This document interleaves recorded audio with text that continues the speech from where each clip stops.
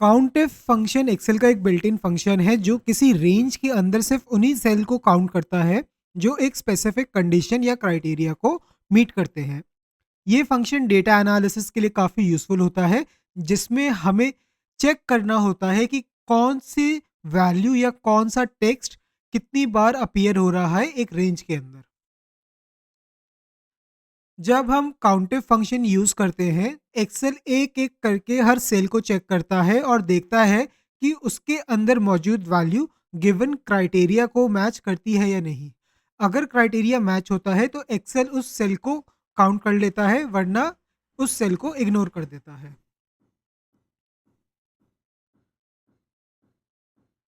तो एक्सेलाइट्स काउंटिव एक super useful function है जो एक्सेल में डेटा को एनालाइज करने और फ़िल्टर करने में काम आता है। हम इससे अटेंडेंस शीट, सेल डेटा, सर्वे रिपोर्ट्स या किसी भी एनालिसिस के लिए यूज़ कर सकते हैं।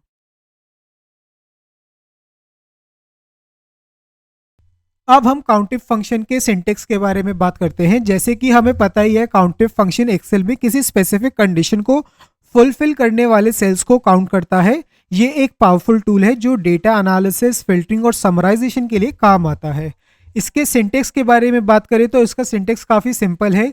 काउंटिव के सिंटेक्स में सिर्फ दो ही आर्ग्यूमेंट्स होते हैं। पहला आर्ग्यूमेंट है रेंज और दूसरा आर्ग्यूमेंट है क्राइटेरिया। अगर हम रेंज की बात करें तो ये वो ग्रुप ऑफ सेल्स हैं जिसमें एक्सेल कंडीशन चेक करेगा। क्राइटेरिया की बात करें जो कि इसका दूसरा आर्ग्यूमेंट है, तो ये वो कंडीशन है जो डिसाइड करेगी कि किन सेल को काउंट करना है। इन दोनों ही आर्ग्यूमेंट्स को अब थोड़ा डिटेल में समझते हैं। सबसे पहले हम आर्ग्यूमेंट नंबर 1 की बात करते हैं, जो कि है रेंज, यानी कि कहाँ सर्च करना है। ये वो ग्रुप ऑफ सेल्स हैं जिसमें एक्सेल क्राइटेरिया मैच करेगा। ये एक कॉलम, एक रो, एक स्पेसिफिक रेंज या फिर कोई भी नेम्ड रेंज हो सकती है। एग्जाम्पल के तौर पे मान लीजिए, अगर आपने एक रेंज स्पेसिफाई की A1:A10, जिसका मतलब है एक्सेल सिर्फ A1 से लेके A10 तक की सेल्स के अंदर जो वैल्यू है उसको चेक करेगा। अगर इन सेल्स में से कोई भी सेल ऐसा हुआ जो क्राइटेरिया को मीट करता है, काउंटिव फंक्शन उसको काउंट करेगा। अब हम बात करते हैं आर्ग्यूमेंट नंबर 2 के बारे में, जो कि है क्राइटेरिया, जिसका मतलब है क्या सर्च करना है। ये एक कंडीशन या रूल है जो डिसाइड करेगी किन सेल को काउंट करना है।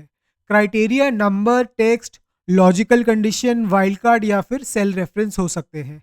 यहाँ पे एक बात ध्यान रखने वाली ये है कि अगर आप टेक्स्ट या फिर लॉजिकल कंडीशन दे रहे हैं या फिर वाइल्ड कार्ड का यूज़ कर रहे हैं, तो उसे डबल कोट्स में लिखना ज़रूरी होता है।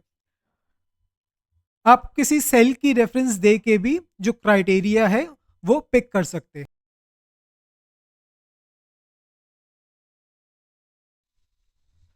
तो चलिए अब हम स्टेप बाय स्टेप देखते हैं, आखिरकार हम एक्सेल के अंदर काउंटिव फॉर्मूला को किस तरीके से एग्जीक्यूट कर सकते हैं। तो सबसे पहला स्टेप है सेल को सिलेक्ट करना। तो हमें सबसे पहले उस सेल को सिलेक्ट करना होगा जहां हम रिजल्ट को दिखाना चाहते हैं। ये यूजुअली वो जगह होती है जहां पे हम काउंट दिखाना चाहते हैं। स्टेप नंबर 2 की बात करें तो काउंटिव फंक्शन को एंटर करो।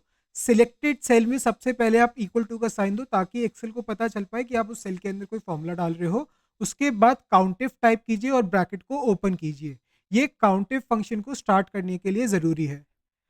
अब हम बढ़ते हैं तीसरे स्टेप की तरफ और काउंटिव के पहले आर्ग्यूमेंट की तरफ, जो कि है रेंज। तो सबसे पहले हमें यहाँ पे रेंज स्पेसिफाई करनी होगी।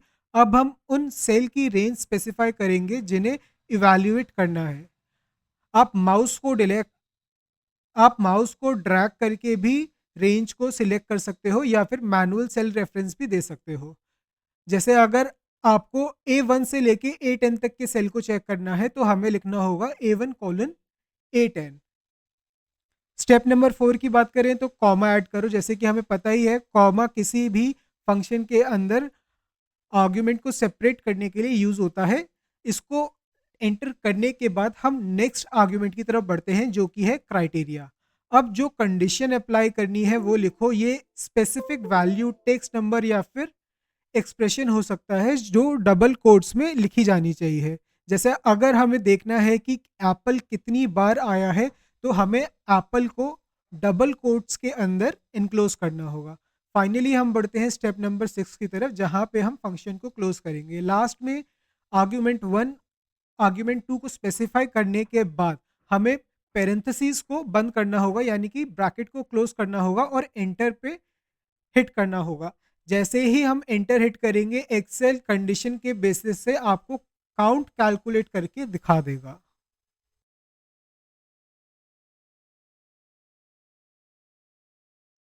चलिए अब इन स्टेप्स को हम प्रैक्टिकल अप्लाई करके देखते हैं कि आखिरकार हम एक्सेल के अंदर काउंटिव फंक्शन को किस तरीके से एग्जीक्यूट कर सकते हैं। तो यहाँ पे हमारे पास कॉलम ए में एक डेटा सेट है जिसमें आपके पास फ्रूट्स के नाम है। क्राइटेरिया हमारा ये है कि हमें ये कैलकुलेट करना है कि इस डेटा सेट के अंदर एप्पल कितनी बार आया है। तो इसके लिए हम काउंट इफ फंक्शन का यूज करेंगे। तो सबसे पहले मैंने उस सेल को सिलेक्ट कर लिया जिसके अंदर मुझे ये फॉर्मूला अप्लाई करना है, यानी कि सेल C7 को अभी मैंने सिलेक्ट कर लिया है। इसके बाद मैं इस सेल में इक्वल टू डालूंगा और एक्सेल को बताऊंगा कि मैं सेल नंबर C7 में एक फॉर्मूला टाइप करने जा रहा हूँ। उसके बाद काउंट इफ फंक्शन का नाम एंटर करके ब्रैकेट को ओपन करूंगा। यहाँ पे मुझे काउंटिव को पूरी तरह टाइप करने की जरूरत नहीं है। जैसे ही मैं काउंटिव फंक्शन के कुछ लेटर्स को टाइप करूंगा, एक्सेल मुझे एक ड्रॉप डाउन लिस्ट देगा जिसमें से मैं काउंटिव को सिलेक्ट करके टैब दबा सकता हूं और एक्सेल ऑटोमेटिकली उस फंक्शन का नाम और ब्रैकेट को मेरे लिए ओपन कर देगा। इसके बाद आते हैं हम आर्ग्यूमेंट्स के ऊपर। तो अब हमें काउंटिव के दो आर्ग्यूमेंट्स सप्लाई करने हैं। सबसे पहला आर्ग्यूमेंट है रेंज, यानी कि वो रेंज जिसके अंदर हमें सर्च करना है।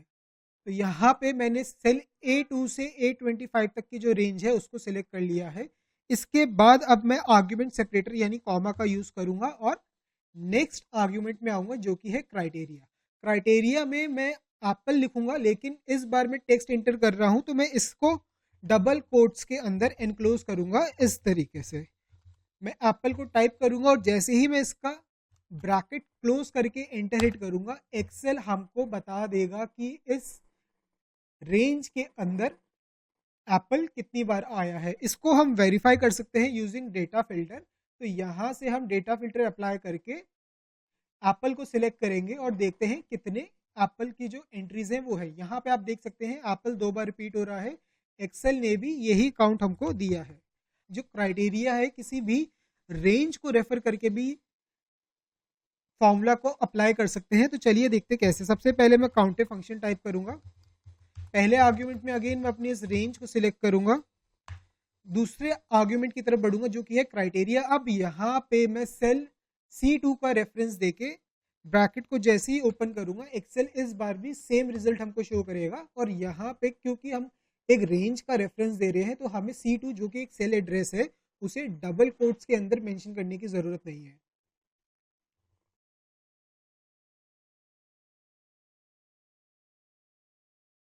तो चलिए अब हम काउंटिव से रिलेटेड कुछ की पॉइंट्स के डिस्कस करते हैं। सबसे पहला जो की पॉइंट है वो है case insensitive. Countif function case insensitive होता है, यानी कि काउंटिव फंक्शन अपर केस और लोअर केस टेक्स्ट में फ़र्क नहीं करता। आप एप्पल कैपिटल लेटर्स में लिखिए चाहे आप एप्पल स्मॉल लेटर्स में लिखिए, काउंटिव के अंदर दोनों का ही मतलब सेम माना जाएगा। दूसरा इसका की पॉइंट है सिर्फ एक कंडीशन को चेक करता है। काउंटिव एक टाइम पे सिर्फ एक कंडीशन को इवैल्यूएट कर सकता है। अगर आपको मल्टीपल कंडीशंस चाहिए तो आपको काउंट इफ फॉर्मूला को यूज करना होगा। लास्ट की पॉइंट जो हम डिस्कस करेंगे वो है एरेस के साथ वर्क नहीं करता। काउंटिव फंक्शन डायरेक्टली एरे फॉर्मूलाज को सपोर्ट नहीं करता। तो चलिए अब हम देखते हैं आखिरकार काउंटिंग फॉर्मूला कंपैरिजन ऑपरेटर के साथ कैसे काम करता है। सबसे पहले रिकॉर्ड में हम देखेंगे जो हमने कंपैरिजन ऑपरेटर यूज किया है वो इक्वल टू। यहाँ पे हमने फॉर्मूला के अंदर एक रेंज स्पेसिफाई की है और क्राइटेरिया में हमने इनपुट किया है इक्वल टू एप्पल, यानी कि ये फॉर्मूला रेंज A1 से A10 के सेल्स में एप्पल के एग्जैक्ट मैच वाले सेल्स को काउंट करेगा। अब बढ़ते हैं रिकॉर्ड नंबर 2 की तरफ जो कि है नॉट इक्वल टू। तो यहाँ पे हमने लिखा है क्राइटेरिया में नॉट इक्वल टू एप्पल। तो ये फॉर्मूला रेंज A1 से A10 में उन एंट्रीज को काउंट करेगा जहाँ पे एप्पल मौजूद नहीं है। अगर हम तीसरे रिकॉर्ड की तरफ बढ़े तो यहाँ पे जो हम ऑपरेटर यूज कर रहे हैं, यानी कि जो कंपैरिजन ऑपरेटर हम यूज कर रहे हैं वो है ग्रेटर दैन। फॉर्मूला आप देख सकते हैं, रेंज हमने स्पेसिफाई की है B1 से B10 और क्राइटेरिया में हमने मेंशन करा है ग्रेटर देन 50, तो इसका मतलब है कि फॉर्मूला B1 से लेके B10 तक की रेंज में उन नंबर्स को काउंट करेगा जो 50 से ज़्यादा है। चौथा जो कंपैरिजन ऑपरेटर है वो है लेस देन। तो यहाँ पे हम फॉर्मूला में B1 से लेके B10 में उन नंबर्स को काउंट करेंगे जो 50 से छोटे हैं। पांचवा कंपैरिजन ऑपरेटर है greater than and equal to. तो इसमें हमने B1 से लेके B10 तक उस नंबर को काउंट किया है, यानी उन सेल्स को काउंट किया है जहां पे वैल्यू 50 या 50 से बड़ी है। छठे ऑपरेटर की तरफ बढ़ते हैं, तो यहाँ पे हमने यूज किया है लेस देन और इक्वल टू। तो फॉर्मूला अगेन रेंज B1 से लेके B10 में उन सेल्स को सिलेक्ट करेगा जिसकी वैल्यू 50 से कम है या फिर 50 के बराबर है। सातवां ऑपरेटर है वाइल्ड कार्ड। तो यहाँ पे हमने रेंज C1 से C10 वाले सेल्स को चूज किया है और हम जो सर्च कर रहे हैं बुक, तो यहाँ पे आप देख सकते हैं बुक है डबल आस्ट्रिक के अंदर इंक्लूज्ड। तो इसका मतलब है ये फॉर्मूला सेल C1 से C10 में उन सेल्स को काउंट करेगा जिसमें बुक वर्ड कहीं भी हो, जैसे कि नोटबुक, स्टोरी बुक, वो उसके अंदर सर्च करेगा। अगर उसे किसी भी सेल के अंदर बुक मिल गया, या जैसे अगर नोटबुक हमने लिखा है तो भी उसको काउंट करेगा, अगर हमने खाली बुक लिखा है तो भी उसे काउंट करेगा। अब हम बढ़ते हैं आठवें एग्जाम्पल की तरफ, जहां पे हमने स्टार्ट विद वाइल्ड कार्ड का यूज किया है। तो हमने बुक के एंड में एस्ट्रिक लगाया है। ये फॉर्मूला अगेन C1 से लेके C10 तक उन सेल्स को काउंट करेगा जो बुक से स्टार्ट होते हैं। नाइन्थ ऑपरेटर है एंड विद ऑपरेटर। तो ये जो फॉर्मूला है यहाँ पे, ये उन सेल्स को काउंट करेगा जहां पे कोई भी सेल की वैल्यू बुक पर एंड होती है, जैसे कि माई बुक, योर बुक, इस तरह की वैल्यूज को काउंट करेगा। लेकिन अगर यहाँ पे लिखा हो बुक स्टोर, तो वो उसको काउंट नहीं करेगा, उस एंट्री को काउंट करेगा जहां पे जो वर्ड है या फिर जो सेंटेंस है वो बुक पे खत्म हो रहा हो। 10वां ऑपरेटर है काउंट ब्लैंक सेल, सॉरी। तो यहाँ पे जो फॉर्मूला है ये A1 से लेके A10 तक उन सेल्स को काउंट करेगा जहां पे हमने कोई भी वैल्यू एंटर नहीं की, यानी कि एम्प्टी सेल को काउंट करेगा। 11th ऑपरेटर है काउंट नॉन ब्लैंक सेल। तो यहाँ पे हमने डबल कोट्स के अंदर नॉट इक्वल टू वाला जो कंपैरिजन ऑपरेटर है उसे यूज किया है। तो ये फॉर्मूला A1 से लेके A10 तक नॉन एम्प्टी सेल्स को काउंट करेगा। से रिलेटेड कुछ प्रैक्टिकल एग्जांपल्स को सॉल्व करते हैं। तो इसके लिए हम प्रैक्टिकल 1 वाली शीट की तरफ बढ़ेंगे, जहां पे काउंटिव से रिलेटेड हमारे पास कुछ एग्जांपल्स है जिन्हें सॉल्व करके हम काउंटिव की और भी बेटर अंडरस्टैंडिंग लेंगे। तो यहाँ पे सबसे पहले एग्जांपल नंबर 1 की अगर मैं बात करूँ, तो यहाँ पे हमारे पास एक डेटा सेट है जहाँ पे हमारे पास स्टूडेंट का नाम और उन्होंने जो ग्रेड्स सिक्योर किए हैं उसकी डिटेल दी हुई है। हमें एग्जाम्पल 1 में उन स्टूडेंट्स का काउंट चाहिए जिन्होंने ग्रेड ए अचीव किया है। तो इस केस में यहाँ पे 3 ऐसे स्टूडेंट हैं जिन्होंने ग्रेड ए अचीव किया है, एलिस, कैरल और ईव। तो अब देखते हैं कैसे हम काउंटिव फॉर्मूला अप्लाई करके इस चीज़ को कैलकुलेट कर सकते हैं। तो सबसे पहले मैं इक्वल टू डालने के बाद काउंटिव टाइप करूंगा, ब्रैकेट को ओपन करूंगा और काउंटिव के सबसे पहले पैरामीटर में यानी कि रेंज पैरामीटर में मैं सेल D10 टू D14 को सिलेक्ट करूंगा। इसके बाद मैं कॉमा दूंगा, सेकंड पैरामीटर में आऊंगा और यहाँ पे मैं ब्रैकेट के अंदर चाहे तो इक्वल टू ए लिख सकता हूँ या मैं ए लिख सकता हूँ। और अगर यहाँ पे मैंने ए को स्मॉल लेटर में भी लिखा तब भी एक्सेल जो मुझे रिजल्ट देगा वो देगा 3, क्योंकि जैसे कि हमने पहले देखा था कि काउंटिव फंक्शन केस इंसेंसिटिव है। तो यहाँ पे अब इसके बाद मैं ब्रैकेट को क्लोज करूंगा और आप देख सकते हैं एक्सेल ने जो रिजल्ट है उसे कैलकुलेट कर दिया है। अब बढ़ते हैं एग्जाम्पल नंबर 2 में, जहाँ पे अगेन हमारे पास एक डेटा सेट है जिसमें हमारे पास फ्रूट्स और उनके प्राइस की डिटेल दी हुई है। हमें उन फ्रूट्स का काउंट चाहिए जिसका प्राइस $50 से ऊपर है। तो इसके लिए हम अगेन काउंटिव फॉर्मूला लगाएंगे। काउंटिव के रेंज वाले पैरामीटर में हम प्राइस वाली रेंज सिलेक्ट करेंगे, कॉमा देंगे, काउंटिफ के सेकंड पैरामीटर पे बढ़ेंगे और यहाँ पे हम डबल कोट्स के अंदर टाइप करेंगे ग्रेटर देन 50। यहाँ पे मैं कंपैरिजन ऑपरेटर यूज़ कर रहा हूँ ग्रेटर देन, और उसके बाद मैंने 50 एंटर किया है क्योंकि हमें उन सारी वैल्यूज़ को काउंट करना है जहाँ पे 50 से ज़्यादा वैल्यू है। तो इसके बाद ब्रैकेट को क्लोज करते हैं और यहाँ पे हमारे पास जो आंसर आ रहा है वो 2। इसको एक बार वेरीफाई कर लेते हैं अपनी टेबल में वापस जाके। तो यहाँ पे आप देख सकते हैं 55 एंड 60 दो ऐसी एंट्रीज हैं जो कि 50 से अबव है। बाकी सारी एंट्रीज या तो 50 के इक्वल है या फिर 50 से नीचे है। अगर हमें 50 को भी इंक्लूड करना है तो हम ग्रेटर देन इक्वल टू वाला ऑपरेटर यूज कर सकते हैं।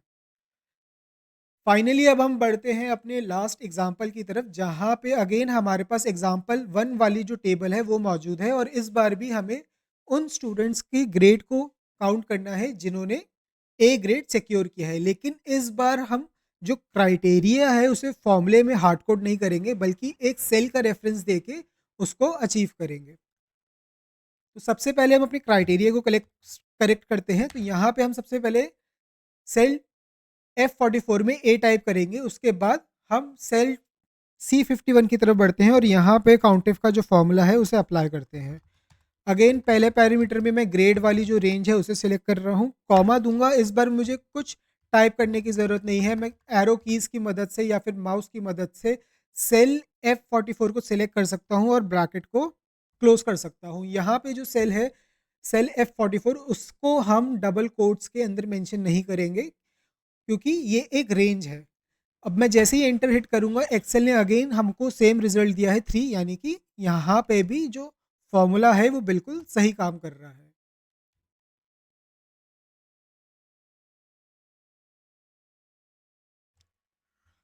काउंटिफ फंक्शन को हम और एडवांस तरीके से भी यूज़ कर सकते हैं। हम वाइल्ड कार्ड कैरेक्टर्स का यूज़ करके स्पेसिफिक पैटर्न्स मैच कर सकते हैं जिसकी मदद से काउंटिफ की जो पावर है और भी ज़्यादा बढ़ जाती है। एस्ट्रिक किसी भी नंबर ऑफ कैरेक्टर्स को रिप्रेजेंट करता है जबकि क्वेश्चन मार्क एक सिंगल कैरेक्टर को रिप्रेजेंट करता है वाइल्ड कार्ड में। एग्जाम्पल के लिए आप मान लीजिए अगर आप उन सारे वर्ड्स को काउंट करना चाहते हो, यानी कि उन सेल्स को काउंट करना चाहते हो जिसमें वैल्यू APP से स्टार्ट हो रही है, तो इसके लिए आप डबल कोट्स में क्राइटेरिया वाले पैरामीटर में टाइप करेंगे APP और उसके बाद एस्ट्रिक साइन डालेंगे। तो इसके बाद काउंटिफ का जो फंक्शन है उन सारे सेल्स को काउंट करेगा जहाँ पे जो वैल्यू है वो APP से स्टार्ट हो रही है। काउंटिफ और वाइल्ड कार्ड्स के कॉम्बिनेशन को हम आगे भी जाके और अच्छे से एक्सप्लोर करेंगे, लेकिन अभी के लिए मैं आपको सिर्फ ब्रीफ आइडिया देना चाहता था कि काउंटिफ में आप वाइल्ड कार्ड्स को कैसे यूज कर सकते हैं।